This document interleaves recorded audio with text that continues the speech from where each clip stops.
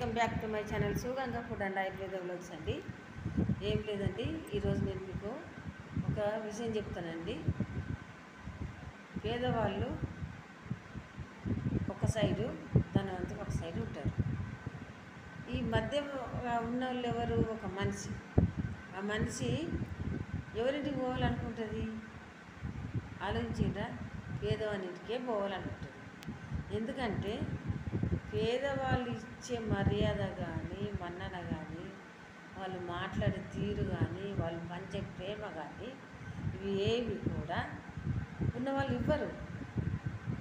వాళ్ళ ఇంటికి పోతే మనం ఏదో గతిలోకి పోయినట్టు, మనకు ఎందుకు వచ్చినాము, వీళ్ళకి ఏమున్నది,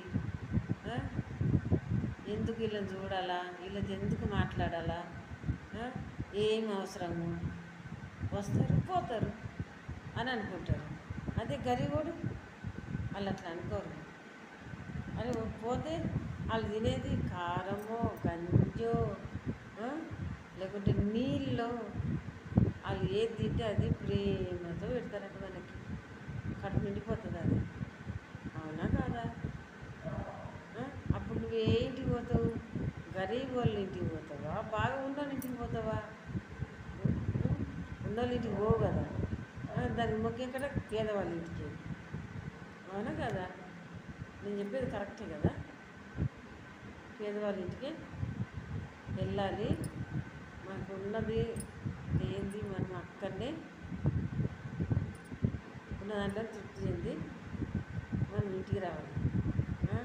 ఉన్నవాళ్ళ ఇంటికి పోయినా నీకు ఎంత అవసరమో అంతవరకే ఉండదు. నీకు ఏం కావాలన్నా అదే చూసుకొని రా. ఒకళ్ళు మాట్లాడలేదు, ఒకళ్ళు చెయ్యలేదు, అది చేయలేదు, ఇది చేయలేదని నువ్వేం బాధపడాల్సిన అవసరం లేదు. ఇది నేను చెప్పే నిజం అన్నమాట. ఏమొస్తుంది బాధపడితే? నువ్వు ఎందుకు పోతావు? అసలుకి పోవడం నీ తప్పు, అంతే కదా.